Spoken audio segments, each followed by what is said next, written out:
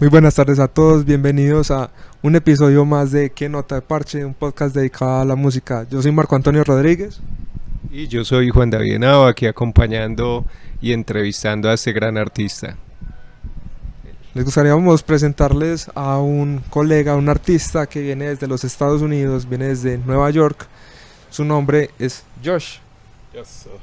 Hola, Josh Kabosh. Aquí. Josh Kabosh, es un gusto tenerlo acá pues, en nuestro podcast. Y en breve le haremos una entrevista sobre cómo han sido sus experiencias musicales acá dentro de la ciudad de Medellín, cómo ha sido su rendimiento musical dentro del Valle de Aburrá, que ha conocido, que ha visto y bueno, que hable un poco de lo que ha conocido dentro de la escena musical paisa. Josh, tell us a little about yourself, if you can. Okay, so on my 23rd birthday, I left my home in New York to travel the world. I started out with all 50 states in the US, and after that I did all the countries in Central America, and now my goal is to do the whole world, every country, starting with the Americas, and then I'll make my way over to Africa, Europe, Asia, India, Australia, Antarctica, and yeah, I just want to spread my music around the world. Okay, that's very cool. How do you gain all the resources to do all this traveling thing? Well, most of it is faith. I used to go to school and study. Well, I kind of dropped out of college, and I decided to go full force with music. And rather than being graded in a college or in school for music, I rather see how people feel and make my music reflect my heart and get an honest response from my expression of song. And what do you suggest to all these kids that are in school, are studying a music degree? What do you suggest to them with your perspective? I say it's good. Having a community, having a space where you can talk, discuss music with other like-minded musicians and artists, it's a beautiful thing. And I don't, condemn it at all. But I felt what was best for me was to travel the world and to do it in a different way. Yeah. Pancho, ¿le querés preguntar algo aquí al compañero sobre su vida o sobre algo en específico? Bueno, más que preguntar es contarles que con él hemos estado acompañándolo en varios lugares para lograr grabar este podcast y es bien especial porque ellos tienen acá muchos lugares donde visitar, entonces también vamos a ir mostrándoles parte de esos escenarios. Sí, por supuesto. Estamos aquí ubicados en el barrio Manila, en el Hotel Sugar Cane. Es un hostal que ya luego en otro momento les mostraremos pues cómo llegar acá y haremos un poco pues de review de todo el hotel. So, we can talk about your career and your professional path. Okay. So, how did you begin in all this music industry and all this music scene? Well, it started a long time ago when I was a little kid. I used to take piano lessons. I started out as a classical pianist, and then I spent years studying like basic music theory. After that, I joined the school band, and I learned how to play with other people in like ensembles and groups. And years forward, I joined jazz bands in New York. Jazz is very popular in the U.S., so most schools have like a jazz program along with school, and especially being a saxophonist. So, and then I had private teachers, a lot of mentors, who kind of helped me shape my sound and pursue music on a deeper level. And I played in church as well. I played hymns and gospel songs.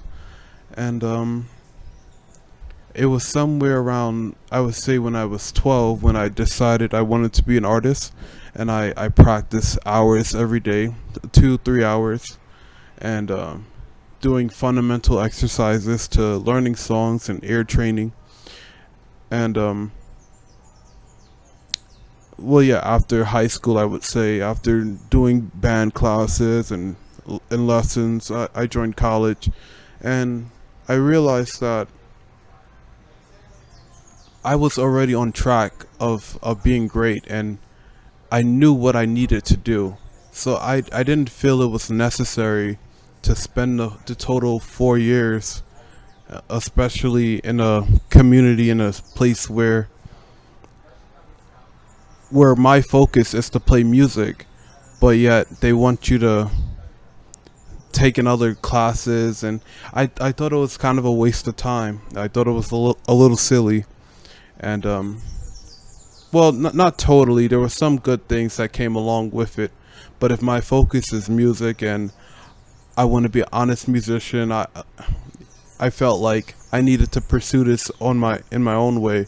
So after I dropped out of college, I started street performing in New York, and when I first started, I only made $6. I didn't make a lot of money. The idea of traveling the world was impossible, but I kept going, and I gained the confidence. And with that confidence, I was able to make more money, throw myself in situations, and just know that I was going to be alright, just because I had the confidence.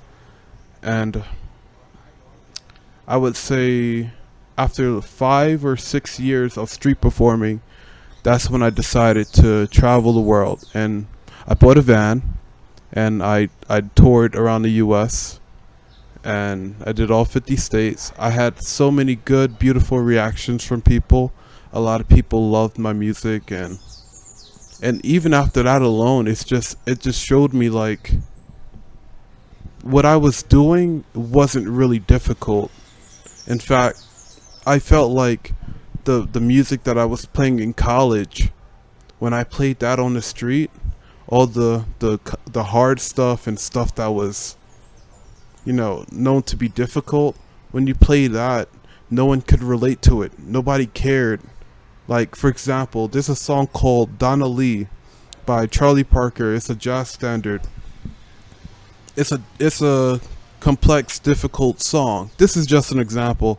But when you play that on the street, no one cares. It's like, this fast, cool piece. But no one cares about that.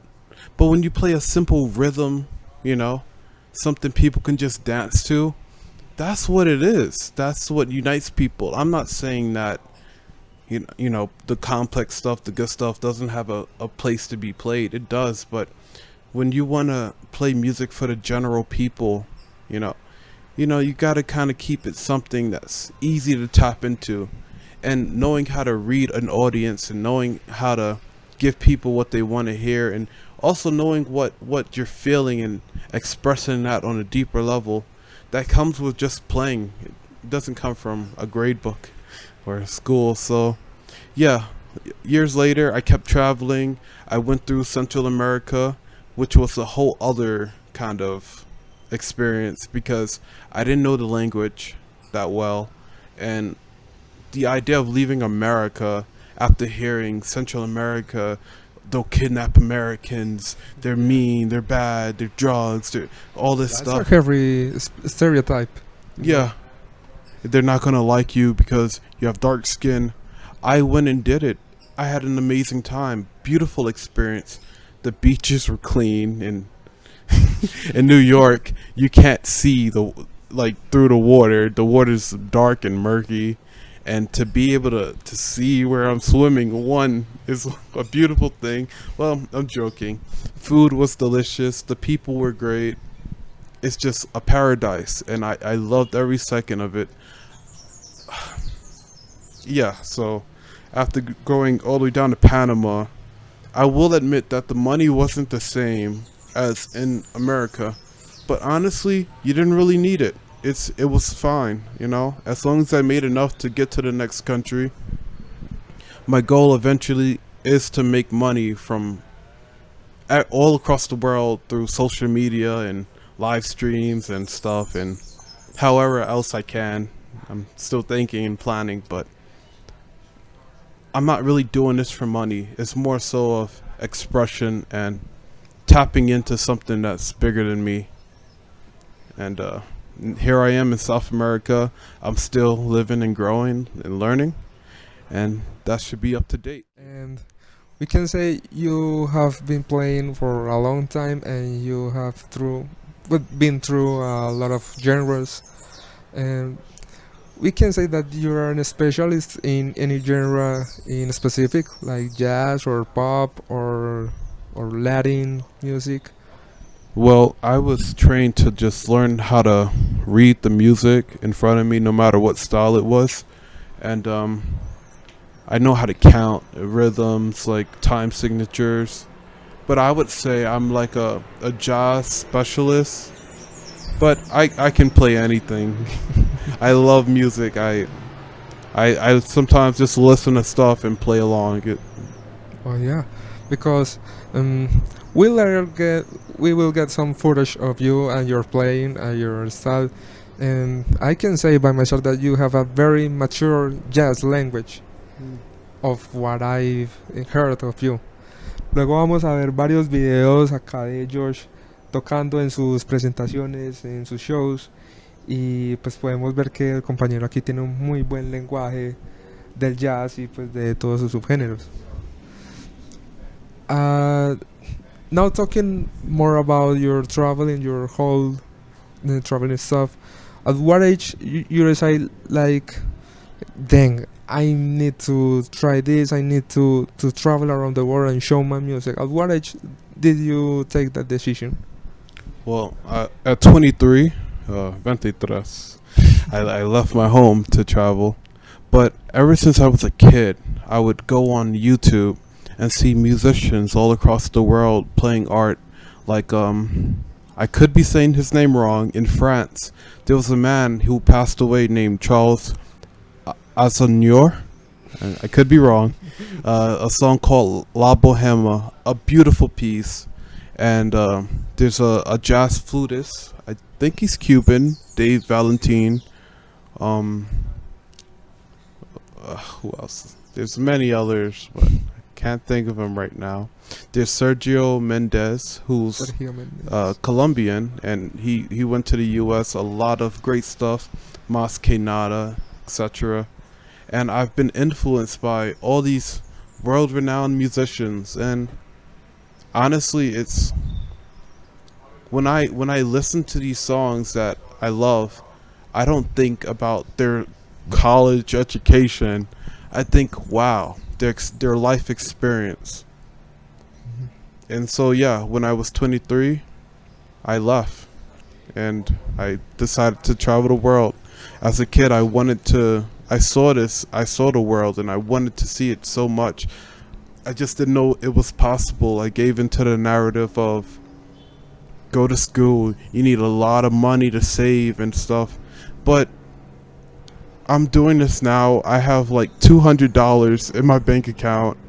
Last night I made so much money. I played by La House, by the clubs and stuff, and I played outside, and the atmosphere was so good.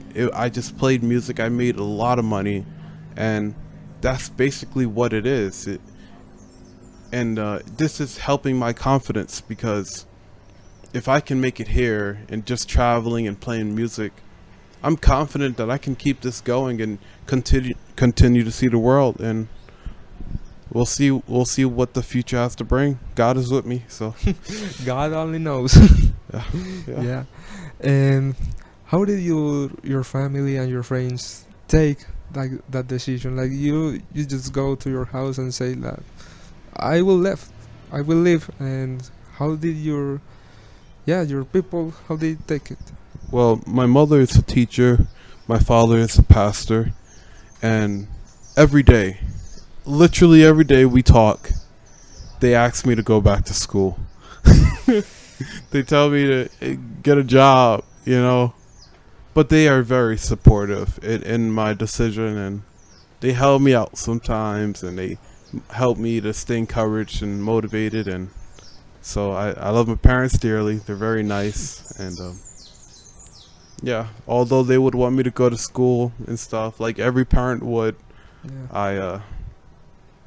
I decided to trust myself and to continue forward. That's nice. Pancho, ¿quieres saber algo más del compañero que nos quieras compartir? Bueno, qué bueno sería preguntarle si qué otros países quiere visitar.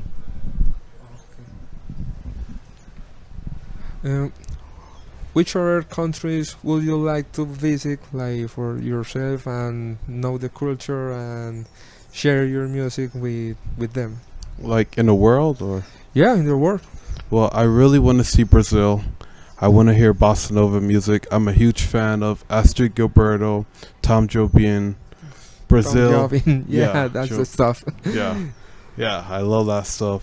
I really want to see like music in French in France, and just out of curiosity, I want to hear music in India, because they have a totally different style of playing, which is more tonal than like melodic. So I really want to see that. And honestly, I want to go to Africa. I want to see all the drumming and the origins of their music. There's so much I want to see, and yeah, Yeah. just a few. Oh yeah.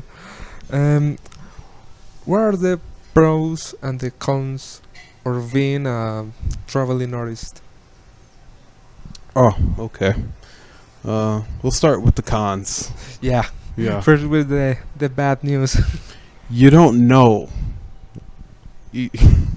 Well, I could be doing certain things wrong, but you don't really know what the future's gonna bring. Nothing's planned. You're traveling. There's not a lot of security. You don't know where you're gonna be.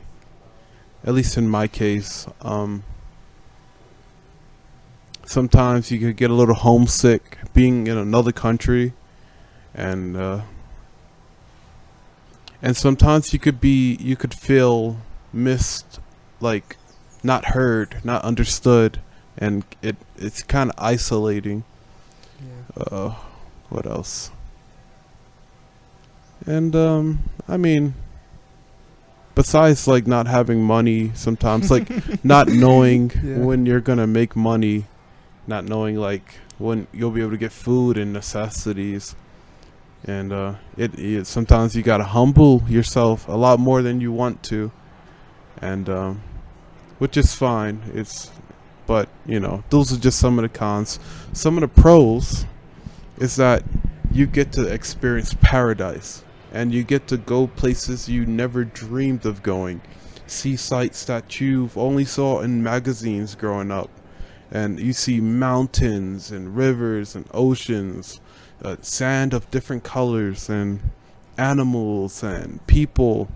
And even though different languages could be overwhelming because you don't understand, it could be beautiful, you know, understanding how they relate to your language even. For example, computer, like Yeah. learning the roots and stuff of words and vocabulary. It's just it's like cultural, like it's so beautiful, like the difference, the vibrance, you know. And playing music, I met these guys in a park. I was playing my saxophone, and they loved it so much they wanted to do this podcast. And opportunities like this is why I do this, why I travel, because everything is just money, you know, money, which I don't have a lot of. So the fact that I'm able to make these kind of decisions and do what I do based solely off of my love and passion for music, that's life. That's what it's all about, you know, and connecting with the right people at the right times. So yeah, I forgot what the question was, but that's No, my answer.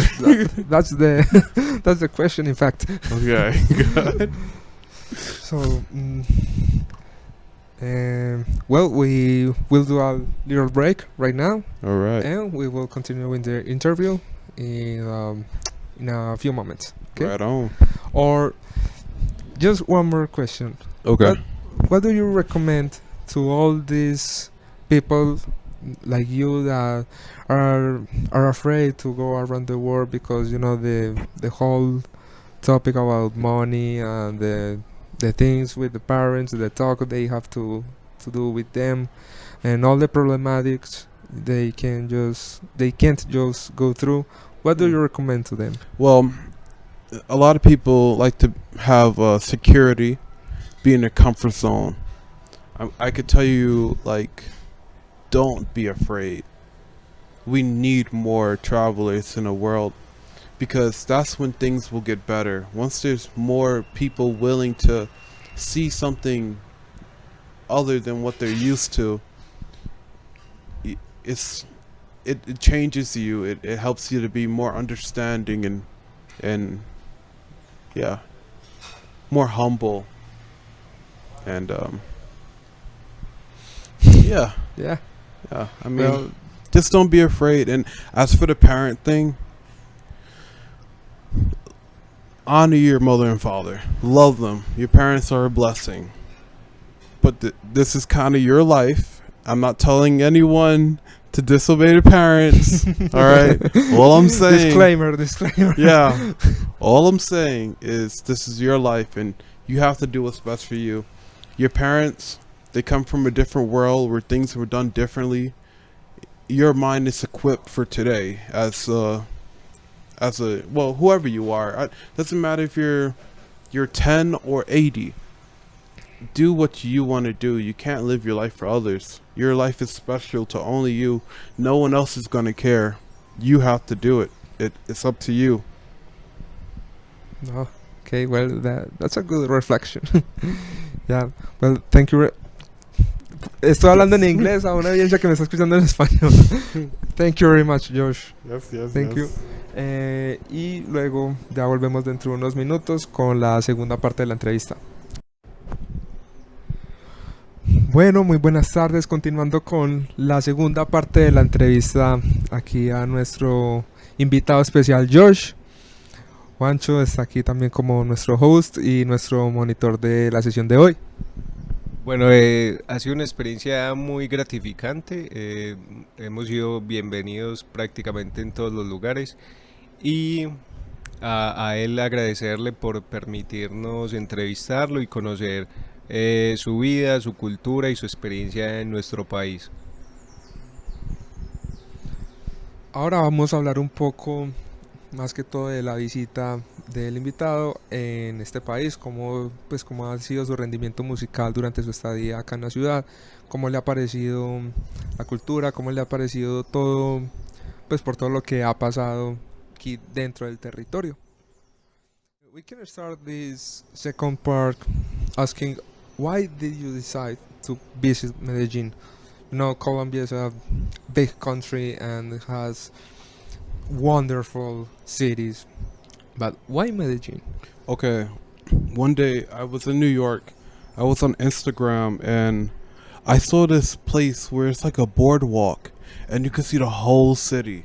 Oh, it's too close. Yeah, you can see like the whole city at night and all the lights and the mountains, and it's so beautiful.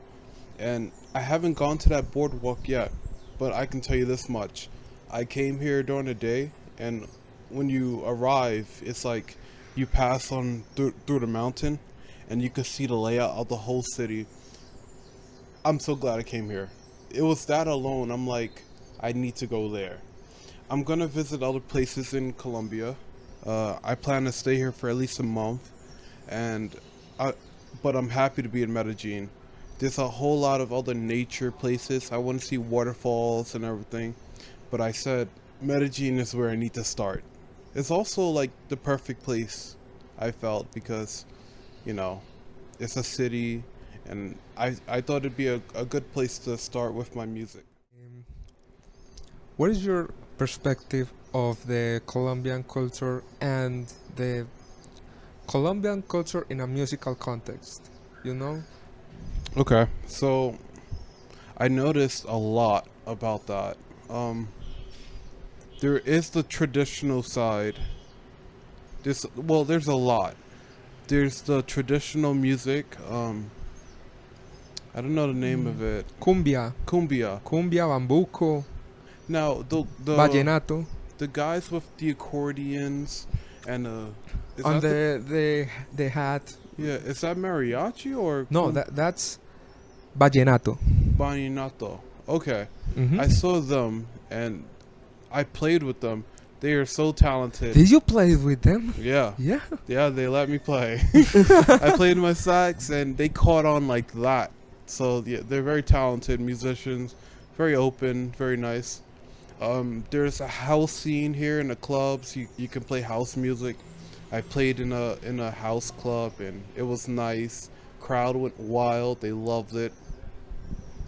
There's like hip hop. There's a little bit of everything. Whatever you're looking for. There's like classical lovers and as for the audience, they're open. They're very open minded. But when something is new that they never heard before, Mhm. like I mean like anywhere else, they're kind of like, okay, what is this? Even in New York, they do that though. So it's not. But once people like you, they support you, and they, when they want to party, have fun. It's like anywhere else. Yeah. Yeah. Yeah, we agree. Yeah. And how has been your experience, your musical experience here in Medellin? How paisas are treating you? How the streets are treating you in a musical way? Amazing. It's very good. I walk down the street. Everyone asks, "Oh, what instrument is that?" I say saxophone, and a lot of like hip hop artists. They rap and stuff on the street. They street perform. We rap. Well, we don't rap. I don't rap, but they rap, and I just kind of dance along. And I don't know. It's just a lot of expression going on. A lot of dancers. A lot of art. It's very vibrant. So. Yeah, that's cool. So I think you have heard some other Colombian musicians, paisa musicians. Yes. And what do you think of the musical talent, of the Colombian musical talent? And what do you mean? Like, what do you think of the music of the Colombian musical scene? Like the musicians. The musicians. Yeah. Oh, they're talented. We played together. We didn't plan anything. We were just walking, and I said hi. They said hi, and then we just started playing together, and it was just sync. I don't think music is something that it's up to me to grade. It's an expression that if you feel it, you feel it. If you don't, you don't. Yeah. But That's there right. is a standard, I would say, but it's not something that like no one gets to decide. The only way you could tell, I would say, the only way you could tell if music is authentic and real and good, it's if people like it, if people connect to it. So. Yeah. And people certainly did connect. Even us musicians, we connected with each other, and I learned a lot from that brief moment. We played together, and they learned a lot from me, I'm sure. So Because we are like used to play with our fellows musicians, but you like an abroad musician, an abroad artist. How did you feel playing with our fellow musicians? I've been traveling for 2 years now, and I played with so many artists traveling, and it's up to the person. It's not really a cultural thing, whereas Colombians don't play with foreigners. It's the man who I met. His name was one of them was Sergio, another one named Juan. It's up to Sergio or Juan to decide. Let's play together. Typically, I understand what you're saying. Like when it comes to performance, they play amongst themselves because the style of music they play is from Colombia. So it only makes sense to play with other Colombians. But in terms of just expression, and we're in Medellín, we played at like 10 o'clock at night. The streets were packed. There was so many people. It was honestly, in America, we say it was a vibe. It was Yeah. it was cool. So we all just met up. He saw I was playing. I saw they were playing, and I saw them a few times actually. The first couple times we didn't really converse much. We kind of just nodded at each other and kept going. But when we both saw that we were both musicians and we were, you know, we were good, and well, I don't know.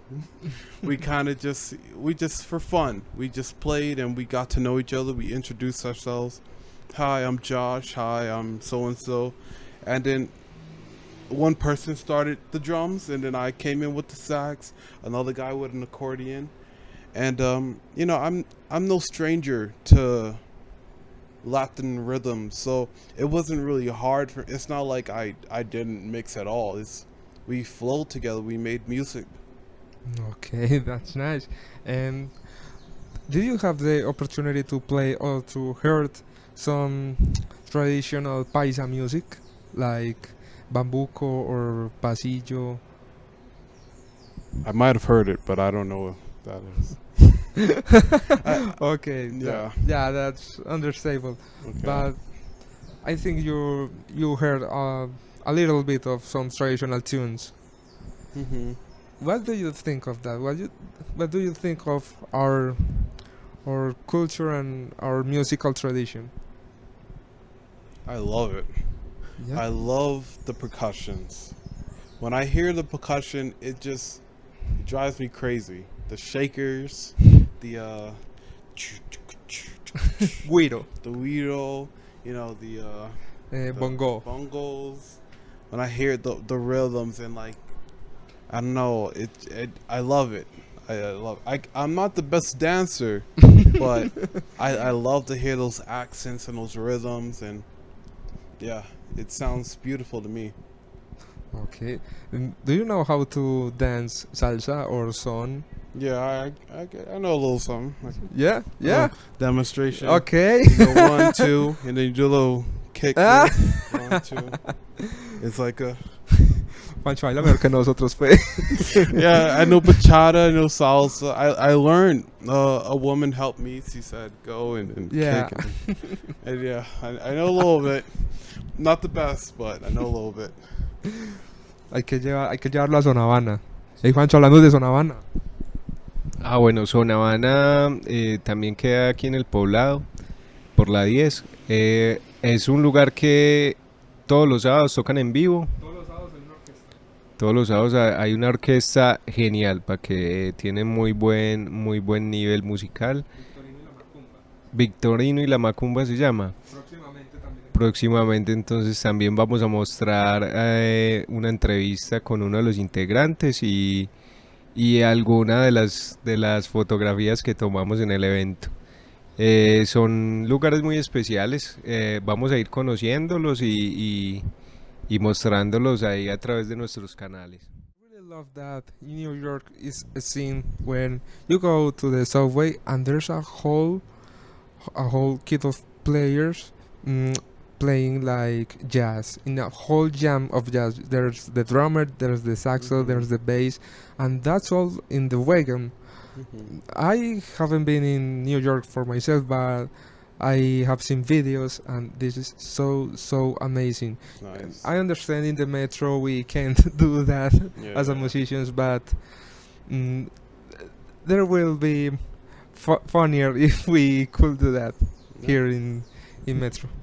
Well, at least in a station, I can understand. Not on a train, but at least in the stations, they're nice. Actually, in the stations, Yeah. some organizations do that, like the Philharmonic Orchestra of Medellín.